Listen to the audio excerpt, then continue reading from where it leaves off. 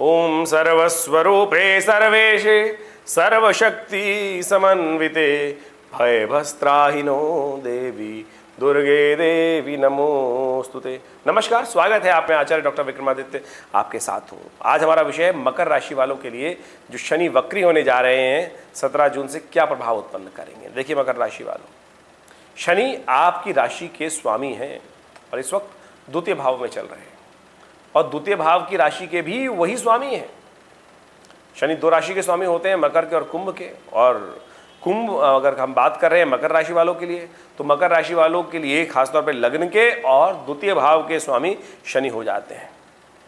और जब शनि यहाँ के स्वामी हो जाते हैं और इस वक्त गोचर में वही उसी राशि में चल रहे हैं और गोचर में जब कुंभ राशि में चल रहे हैं और अभी 17 जनवरी के आसपास वहाँ इस राशि में आए थे। अब 17 जून को शनि महाराज वक्र गति में होने वाले हैं, वक्र स्थिति में आने वाले हैं, यानी उल्टी गिनती उनकी चालू होने वाली है, यानी सीधे चलते चलते वक्र स्थिति प्राप्त होने वाली है और उनकी स्पीड बदल जाएगी।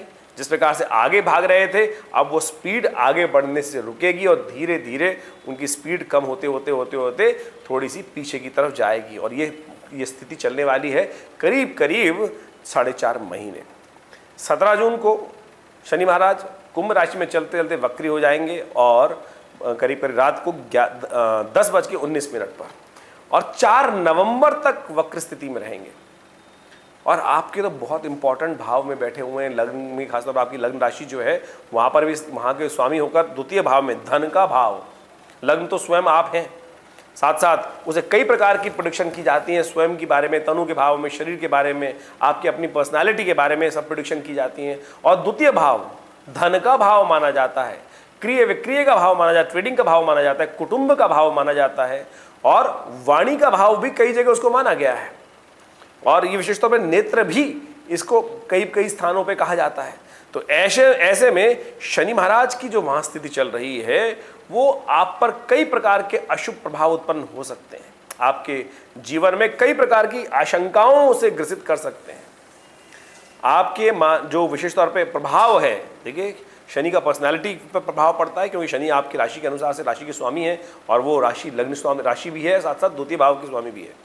ऐसे में लोगों के मनोमस्तिष्क में आपके प्रति ऐसा भाव हो सकता है कि ये व्यक्ति विश्वास योग्य नहीं है, ये व्यक्ति विशेष तौर पे थोड़ा चपल है, ये व्यक्ति विशेष तौर पर आपके ऐसा प्रभाव उत्पन्न कर सकता है शनि का वक्र गति में होना कि ये व्यक्ति जो है अपनी विशेष तौर पर लोभी प्रवृत्ति का व्यक्ति है।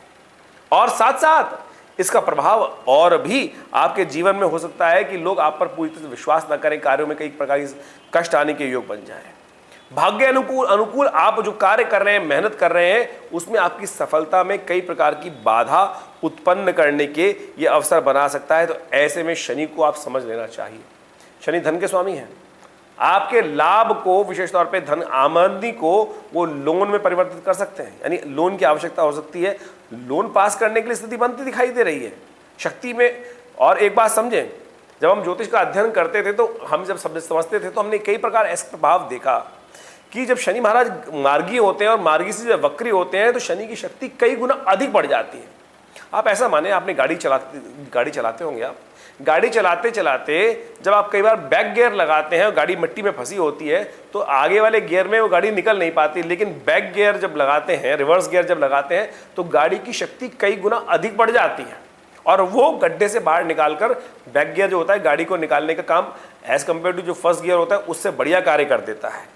तो शनि की स्थिति जो है वही आप ऐसा माने कि वक्र गति में जब ग्रह आ जाता है तो उसकी शक्ति कई गुना अधिक बढ़ जाती है।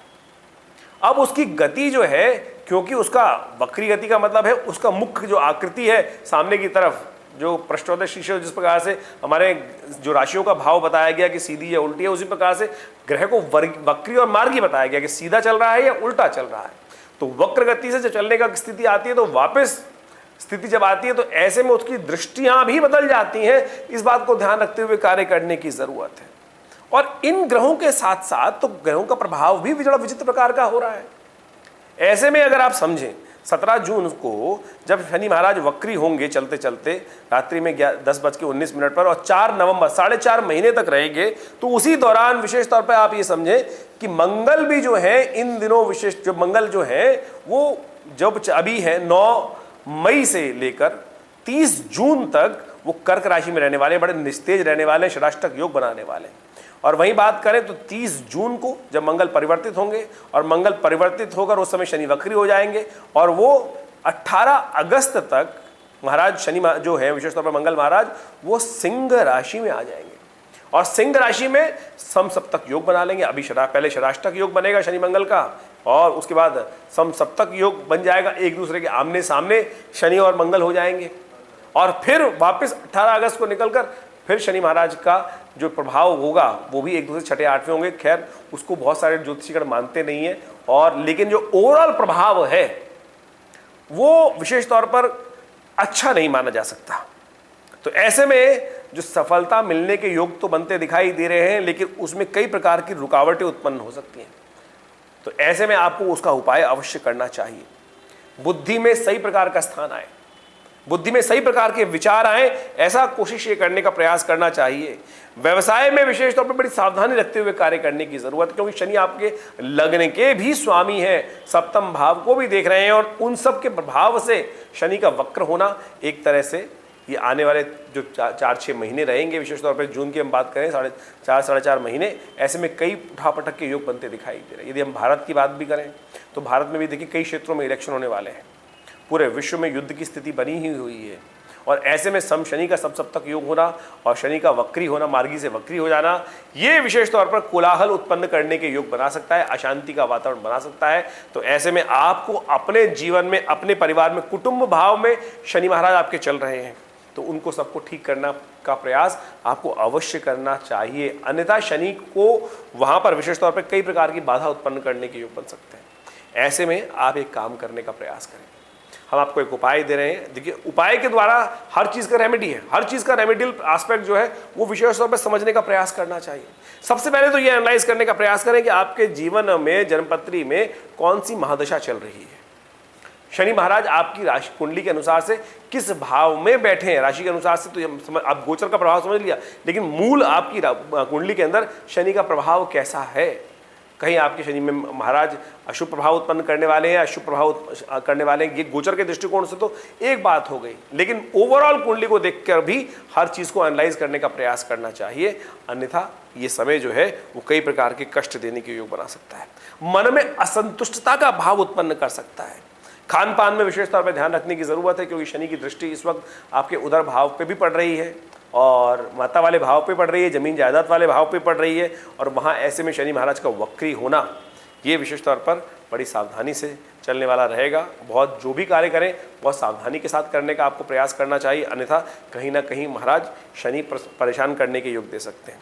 उपाय है, उपाय यदि करेंगे तो बहुत बढ़िया तरीके से कल्याण का मार्ग प्रशस्त हो सकता है। सबसे श्रेष्ठ उपाय जो हमारी पति के अनुसार से आपको दिखाई देता है, आप एक काम करें, शनि के वेदोक्त मंत्र से यज्ञ पूजा करें, यज्ञ करें।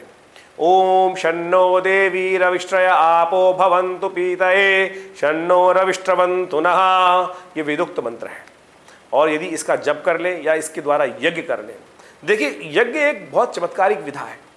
जितना भी आप पूजा पाठ करते हैं, जप करते हैं, उसका दशांश भी यदि यज्ञ कर लें, उसका दशांश यज्ञ करने शास्त्र में अवश्य नियम बनाया गया है। क्या होता है, उसका कई गुना अधिक प्रभाव हो जाता है। तो आप कोशिश ये करें, इन सब कर्मों के अनुसार से आप इसका प्रभाव समझते हुए कार्य करने का प्रयास करें, तो उससे कल्याण का मार्ग प्रशस्त होगा। और साथ साथ यदि हो सके तो तिल के तेल का दान अवश्य करने का प्रयास करें। आपकी राशि के अनुसार से हमें बहुत अच्छा दिखाई देता है कि आप तिल के तेल का दान कभी कभी शनिवार के दिन अवश्य कर दिया करें, यह आपके लिए अच्छा रहेगा। हनुमान चालीसा का डेली पाठ करें, संकट मोचक का विशेष तौर पर डेली पाठ करने का प्रयास करें। देखिए शनि के दुष्प्रभावों को दूर करने में आपको